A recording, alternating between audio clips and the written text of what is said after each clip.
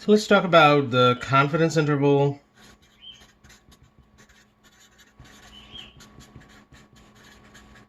for population proportion. This is generally denoted by small p. Just like before, the concept is I don't know small p, this is unknown. We will create a lower limit and upper limit around p, which we will claim that this small p will be included into this interval. Now there are two of them. So there are two different types of confidence interval. One is large sample. Another is small sample.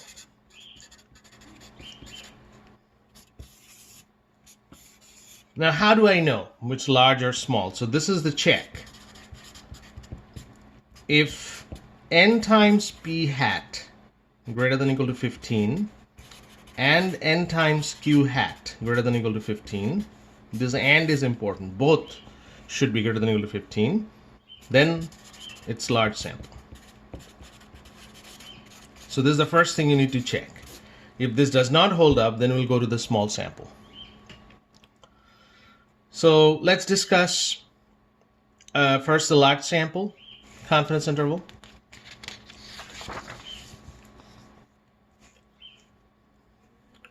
So the large sample, CI, we first need to calculate what is p hat. P hat is the ratio between x over n. X is the number of successes, meaning that what we are looking for. N is the number of random samples. I'm going to do a problem from the book. You'll see that how we calculate that. Once we know p hat, so this is the formula that we're going to use for lower limit. P hat minus z alpha over 2 times square root of p hat q hat divided by n. And this is p hat plus z alpha over 2 times square root of p hat q hat divided by n. So first you calculate p hat and then you have to plug in p hat, q hat and n here. Z alpha over 2 again from R, you have to use q norm to get that number. So this is pretty much the formula for the large sample. An example,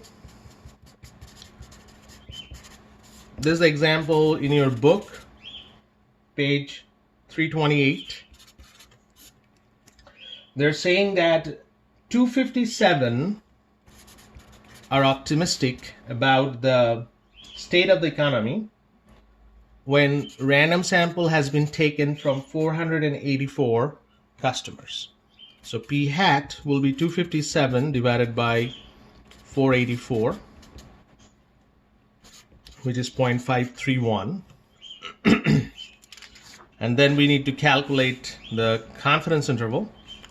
So the lower limit, that would be equal to, but before that, what's confidence are we trying to calculate? We are trying to calculate 90% confidence interval, 90% CI, which means that 1 minus alpha is 0.9, alpha is 0.1, alpha over 2 is 0.05. So this LL will be 0.531 minus Z 0.05 times square root of 0.531 times q hat. So q hat is 1 minus 0.531 divided by n is 484. So this is the q norm that we can apply there. So 0.531 from the q norm, 0.05, I'll get 1.645. So minus 1.645 times this 531 times 0.469 divided by 484.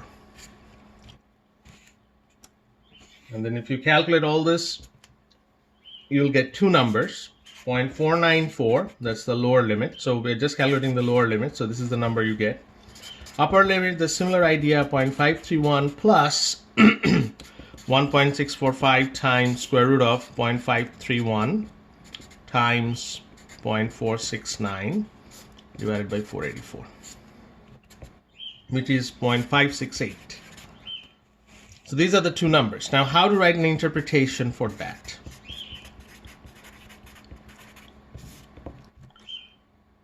We are 90% confident that the population proportion P will be between 49.4% and 56.8%.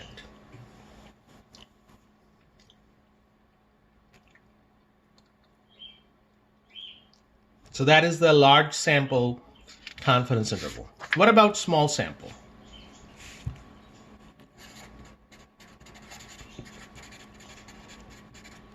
Small sample CI for P.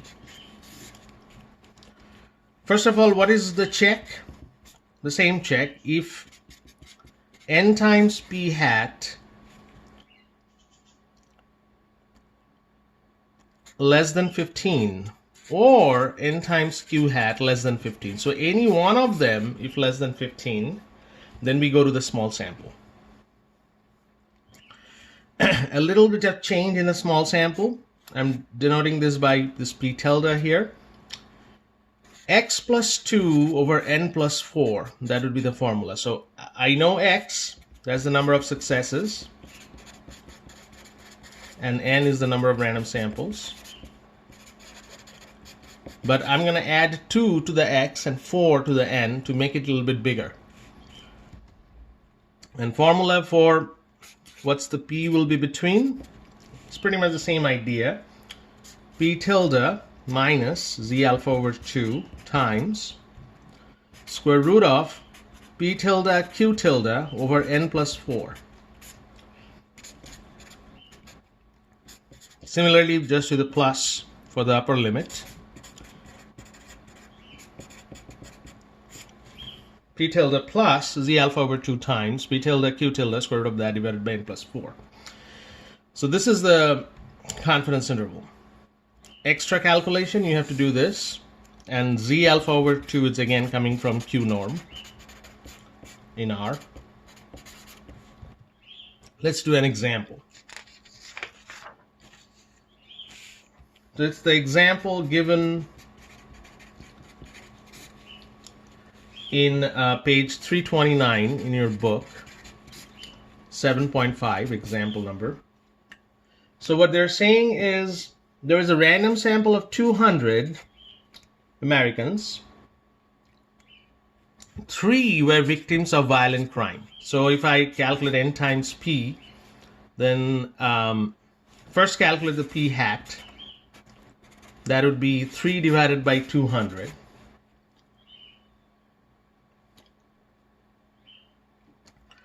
So this is a small sample because if I check n times P hat will be just 3, n times Q hat, that would be a small number 2. So that will be 200 times 1 minus 3 over 200. And then this is less than 15. So remember that any one of them less than 15 will go to the small sample.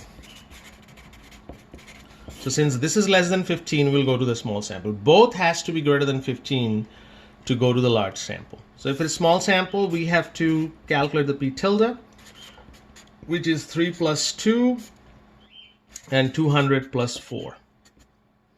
So it's 5 over 204, which is 0.025. We are looking for a 95% confidence interval.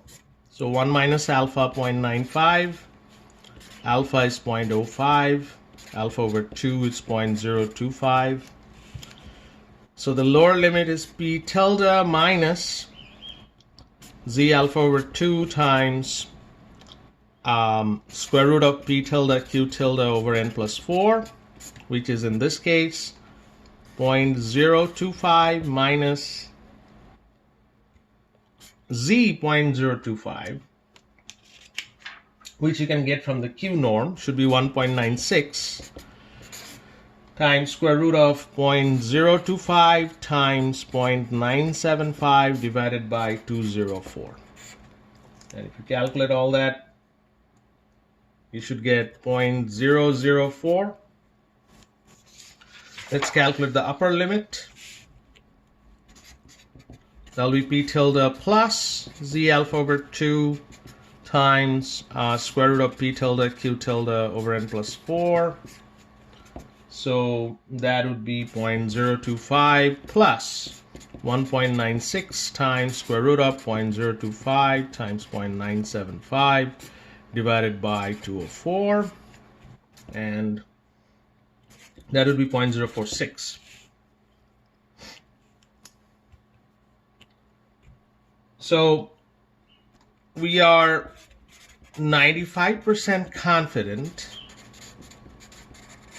that the percentage, the population percentage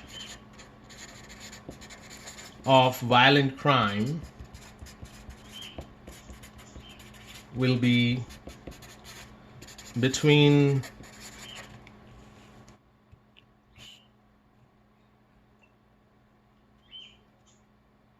0.4% and